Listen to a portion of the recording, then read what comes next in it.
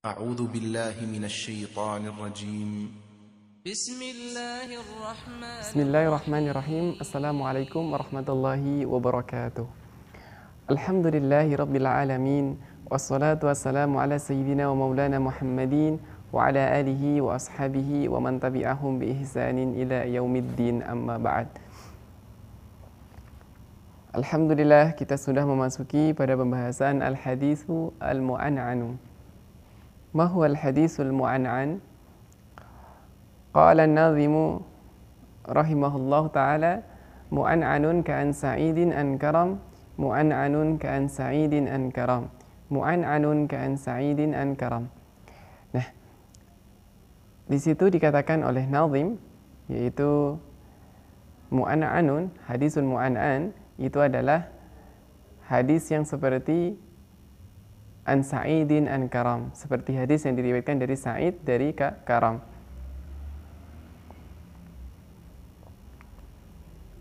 Setelah kita membahas al-hadisu al-mu'an'an, maka kita akan membahas tentang al-hadisu al-mudallas. Kenapa? Karena al-hadisu al-mudallasu itu berkaitan dengan al-hadisu al-mu'an'anu. Kita baca syarahnya. Mu'an'anun, bismillahirrahmanirrahim, qala al-musannif rahimahullahu ta'ala, nafa'ana biulumihi fid daraini amin. Mu'an'anun bi fathil aini, yaitu mu'an'anun, berarti di situ kedua ainnya difathahkan. Huwal hadisul ladzi ruwiya bilafzi an, yaitu sebuah hadis yang diriwayatkan dengan lafaz an. Min ghairi bayanin at-tahdis, tanpa ada min ghairi bayanin li tahdisi, tanpa ada di situ penjelasan atau bayan atau keterangan bahwa hadis tersebut diriwayatkan dengan tahdis. Apa tahdis? Haddatsana, bukan yang seperti itu. Awil ikhbar, ataukah akhbarana, ataukah awis sama, ataukah dengan sami'tu. Tidak ketiga-tiganya, tetapi menggunakan lafzin apa? Menggunakan lafzin bi lafzi an. Waqtafa an-nadhimu an ta'rifihi bil misal. Kemudian nadhim cukup dengan menggunakan ta'rif bil misal. Di sana ada ta'rif itu ada ta'rif bil had, kemudian ada ta'rif bil rasam, kemudian ada ta'rif bil misal. Nah, ta'rif bil misal itu merupakan salah satu ta'rif yang ada di dalam pembahasan tasawurat atau ilmu. Di dalam ta'rif pembahasannya dalam maksud kepada tasawur di dalam ilmi mantiq. Nah, ta'rif bil misal ini juga termasuk salah satu ta'rif yang bisa memberikan pemahaman kepada pembaca ataupun pendengar. Faqal ka'an sa'idin an karam, seperti dari Sa'id atau seperti hadis yang diriwayatkan dari Sa'id dan dari Karam. Wa hukmuhu, nah bagaimana hukumnya? Bagaimanakah hukumnya hadis yang diriwayatkan dengan sigha'an? An fulan, bagaimanakah hukumnya? Apakah dia dihukumi sebagai hadisul ittisal atau musnad ataukah tidak? Al-ittisalu bisyartain. Nah, para jumhur atau jumhur ulama dari muhaddis itu mengatakan atau menghukumi bahwasanya al-hadisu al-mu'an'an itu dihukumi sebagai hadis yang muttasil sanadnya apabila memenuhi dua syarat. Syarat yang pertama ini adalah ittifaq, yaitu apa? Syarat yang disepakati yaitu salamatu mu'an'anihi mina tadlis, yaitu hadis yang diriwayatkan dengan sighah mu'an'an tadi itu selamat dari atau tidak ada di situ dari perawi yang mudallas, perawi yang mudallis, yaitu perawi yang mudallis itu perawi yang mudallis itu artinya adalah dia menyembunyikan sesuatu yang di situ akhirnya tidak nampak secara jelas. Hal ini akan kita bahas secara utuh, secara detail itu pada pembahasan al-hadisu al-mudallas. Nah, secara singkat, at-tadlis itu apa? Artinya adalah tidak dikatakan sebagai penipuan ya, tetapi kurang amanahnya di dalam menyampaikan sebuah hadis. Misalkan sebagai salah satu contohnya adalah at-tadlisu isnad atau tadlisu suyukh. Di situ artinya adalah misalkan seorang guru misalkan ini adalah 2 orang, 3 orang. Yang pertama adalah si fulan ini berguru kepada si fulan yang tengah. Ini namanya Zaid, ini adalah Amr. Zaid ini berguru kepada si Amr. Nah, Zaid ini ingin dikenal orang dengan memiliki banyak guru. Akhirnya setiap kali mendapat hadis dari si Amr ini, Zaid ini menggunakan atau menamai gurunya ini dengan nama yang gharib, yang tidak dikenal orang. Misalkan Abdullah, namanya diganti dengan Abdullah. Kemudian tatkala meriwayatkan hadis yang lain diganti dengan Abdul Syams, diganti dengan misalkan Abdurrahman gitu misalkan. Kemudian diganti lagi dengan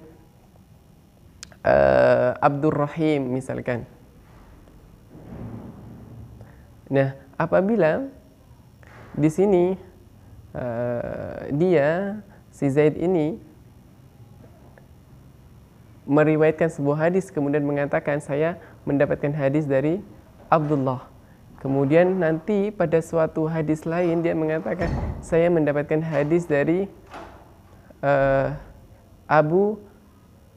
misalkan Abu Abdillah misalkan. Kemudian saya mendapatkan hadis dari Abdurrahim, saya mendapatkan hadis dari Abdurrahman.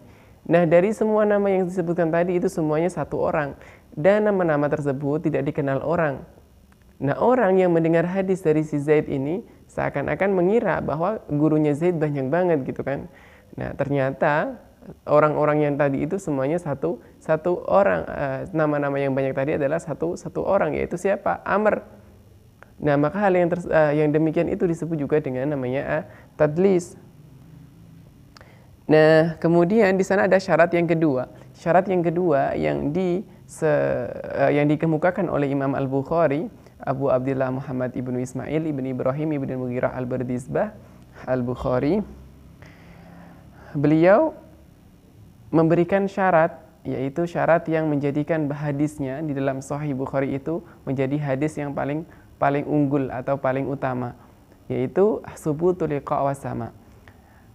Harus adanya di situ tasbit atau ketetapan atau hal yang meyakinkan bahwa dia itu benar-benar bertemu dan mendengar dari gurunya. Nah, di dalam sini dikatakan wasubuti mulaqatihi liman rawa anhu bi'an indal Bukhari fi jami'ihi. Misalkan sendiri Imam Al-Bukhari itu ketika meriwayatkan hadis dari biasanya dari gurunya. Kemudian dari gurunya itu mendapatkan dari Malik, kemudian Hisham ibni Urwah, kemudian abihi, Aisyata radhiyallahu anha misalkan. Di situ menggunakan lafdin an dari Malik, Nafi, ataukah an Hisham ibni Urwah, abihi, Aisyata radhiyallahu anha. Nah, di situ ketika Imam Al-Bukhari meriwayatkan dari gurunya, kemudian gurunya ini meriwayatkan dari Imam Malik, kemudian Malik mendapatkan dari gurunya, yaitu Malik mendapatkan dari Urwah, dari Hisham ibni Urwah, kemudian Hisham ibni Urwah mendapatkan dari abihi, yaitu siapa? Ya Urwah berarti. Dan dari Urwah mendapatkan dari Sayyidah Aisyah radhiyallahu anha.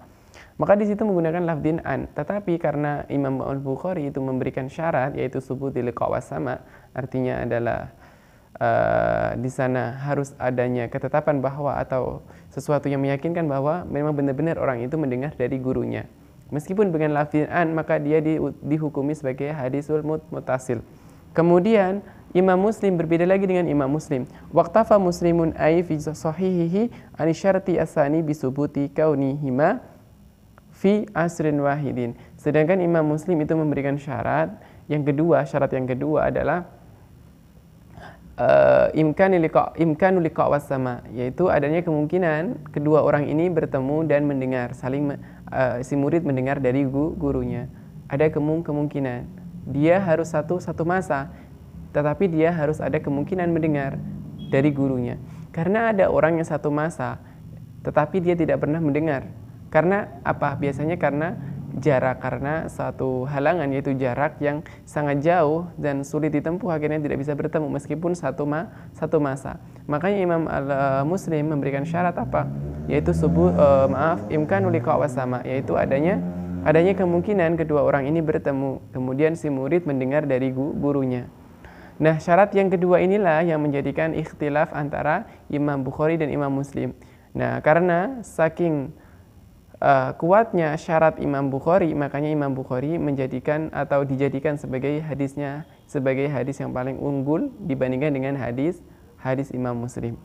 Kalau kita tahu dari marotib sebuah hadis itu adalah yang pertama muttafaq alaih yang disepakati oleh Bukhari dan Muslim. Yang kedua, marotib yang kedua adalah man farada bihi al-Bukhari, yaitu yang diriwayatkan sendiri oleh Bukhari, tidak diriwayatkan oleh Imam Muslim. Kemudian yang ketiga barulah man farada ma in farada bihi Muslimun, yaitu yang diriwayatkan secara sendiri oleh Imam Muslim tetapi tidak diriwayatkan oleh Imam Bukhari. Maka di situ sebagaimana yang dikatakan oleh Imam Al-Hafidh Ibnu Hajar Al-Asqalani dalam kitabnya Nukhbatul Fikar, ketika setelah beliau menjelaskan tentang syarat hadis sahih lidzatihi, kemudian beliau katakan wa tatafawwatu rudhabuhu bi tafawuti hadhil awsaf fa min sama qudima sahihul Bukhari summa Muslim summa syaratuhuma, yaitu dikarenakan adanya perbedaan sifat pada hadis tadi. Pada hadis yang dihukumi sahih itu ada perbedaan sifat, yaitu apa? Yang tadi antara subutul liqa wasama, satunya lagi dengan imkanul liqa wasama. Maka di situ qudima sahihul Bukhari, maka yang sahih Bukhari didahulukan, wa qudima sahihul Bukhari summa Muslim summa syaratuhuma. Kemudian yang didahulukan kedua adalah Imam Muslim. Wa misluhu al-hadisu al-mu'annanu. Nah, kemudian ada yang seperti hadis mu'annan, itu adalah hadis mu'annan. Hadis mu'annan itu adalah hadis yang diriwayatkan dengan lafdhin anna, wa huwa maruya bilafdi anna ka haddatsana fulanun anna fulanan qala kadza, atau anna fulanan fa'ala kadza. Maka itu dinamakan dengan mu'annan. Syukran katsiran ala ihtimamikum. Assalamualaikum warahmatullahi wabarakatuh.